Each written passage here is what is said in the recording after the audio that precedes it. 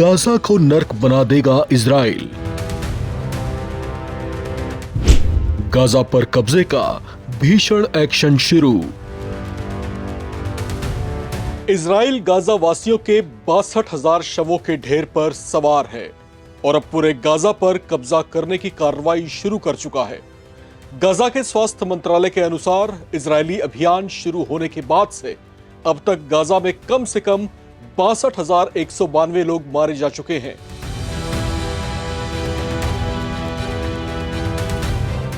Israel Hamas के साथ युद्ध करते करते गाजा के आम नागरिकों पर भी कहर ढाता जा रहा है, जिससे पूरे के पूरे शहर में खड़ी इमारतें जैसे वहां के रहने वालों की कब्रगाहें बन गईं। गाजा में उनके विनाश का अभियान अभी थमा नहीं है। अब नेतन्याहू के इरादे अब और घातक दिखाई देने लगे हैं।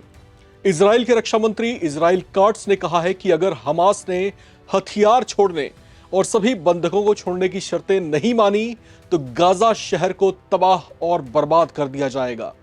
ऐसे में सवाल उठने लगे हैं कि जब लड़ाई हमास के साथ है तो पूरे गाजा को तबाह और बर्बाद करने की धमकी क्यों? गाजा के आम लोगों ने क्या गुनाह किया है? गाजावासी तो खुद हमास के लड़ाकों के खिलाफ प्रदर्शन करते रहे हैं। बहरहाल इजराइल के रक्षा मंत्री इजराइल काट्स की इस धमकी को उनकी किसी बड़ी रणनीति का हिस्सा माना जा रहा है, क्योंकि काट्स का यह बयान इजराइल कैबिनेट के उस फैसले के बाद आया है जिसमें गाजा ने बड़े पैमाने पर हमले को मंजूरी दी है। कुछ दिन पहले ही गाजा के चरमपंथी समूह हमास ने कतर और मिस्र के मध्यस्थों की तरफ से पेश किए गए 60 दिनों की युद्ध विराम प्रस्ताव पर सहमति जताई थी। कतर ने बताया था कि हमास ने समझौते के तहत गाजा में आधे बंधकों को रिहा करने पर सहमति जताई थी। हालांकि इजरायली प्रधानमंत्री बेंजामिन नेतन्याहू ने इससे साफ इनकार कर दिया है। नेतन्याहू ने कहा कि उन्होंने इजराइल की स्वीकार्य शर्तों पर सभी शेष बंधकों की रिहाई और गाजा में युद्ध को समाप्त करने के लिए बातचीत शुरू करने का निर्देश दिया है। इजराइल का मानना है कि गाजा में अभी 50 इजरायली बंधक मौजूद हैं। इनमें से केवल 20 के ही जिंदा होने की संभावना है। इजराइल के रक्षा मंत्री काट्स ने सोशल मीडिया पर एक पोस्ट भी किया जिसमें उन्होंने लिखा कि जल्दी ही गाजा में हमास के हत्यारों और दुष्कर्मियों के सिर पर नर्क के दरवाजे खुल जाएंगे, जब तक कि वे युद्ध खत्म करने के लिए इजराइल की शर्तें ना मान जाएं। इन शर्तों में सभी बंधकों की रिहाई और हमास के लड़ाकों का हथियार डालना शामिल है।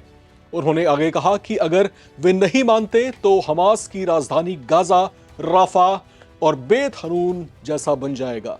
इजराइल के सैन्य अभियानों के बाद दोनों शहर खंडहर में तब्दील हो चुके हैं।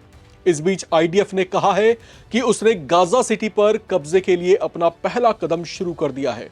आईडीएफ ने चिकित्सा अधिकारियों और अंतर्राष्ट्रीय संगठनों को चेतावनी दी है कि वे सैनिकों के आने से पहले गाजा शहर की 10 लाख की आबादी को दक्षिण में पहुंचाने की योजना के लिए तैयार रहें।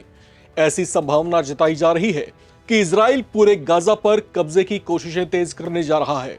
आईडीएफ के प्रवक्ता एफी डेफ्रिन ने बताया कि इजरायली फोर्सेज ने गाजा सिटी पर हमले की पहली कार्रवाई के तहत अब अपनी जो अभियान है, जो रणनीति है, उस पर काम करना शुरू कर दिया है।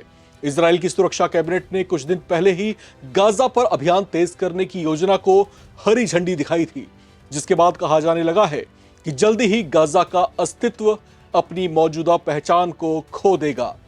इन सब हालात के बीच में जो बड़ी विडंबना है और जो बड़ी ट्रेजेडी है उसके शिकार हो रहे हैं गाजा के वो मासूम आम लोग जिनका कोई गुनाह नहीं है, जो अपने बुजुर्गों को, अपनी आने वाली पौधों को, अपनी नस्लों को, अपने बच्चों को इस युद्ध में खो चुके हैं। वो चिल्ला चिल्ला करके दुनिया के संगठनों से यही पूछ रहे हैं कि हमें बचाने कोई आता क्यों नहीं। वो खाड़ी देशों के, उन मुस्लिम देशों से भी गुहार कर रहे हैं कि क्या उनका दिल नहीं पसीजता, क्या उनकी आंखें नम नहीं होती जब हमारे बच्चों के शवों को हम गोदियों में लेकर भूख प्यास से तड़पते हुए खुद भी दम तोड़ रहे हैं। दुनिया जैसे इस पूरे प्रकरण के ऊपर जानबूझ करके शांत हो गई है। कोई गाजा के हालात को देख करके आंखें मूंद रहा है तो कोई इन परिस्थितियों पर सिर्फ टिप्पणियां और बयानबाजी करके अपना दायित्व पूरा समझ रहा है। लेकिन आखिर गाजा का भविष्य होगा क्या? क्या गाजा फिलिस्तीन के नियंत्रण से मुक्त हो जाएगा? और क्या ये गाजा अब एक नई पहचान के साथ में खाड़ी के बीच दोबारा स्थापित होगा एक नए स्वरूप में, जहां पर गाजा के मूल निवासी नहीं होंगे? इस रिपोर्ट में इतना ही। बाकी अपडेट्स के लिए आप बने रहें, देखते रहें नवभारत टाइम्स।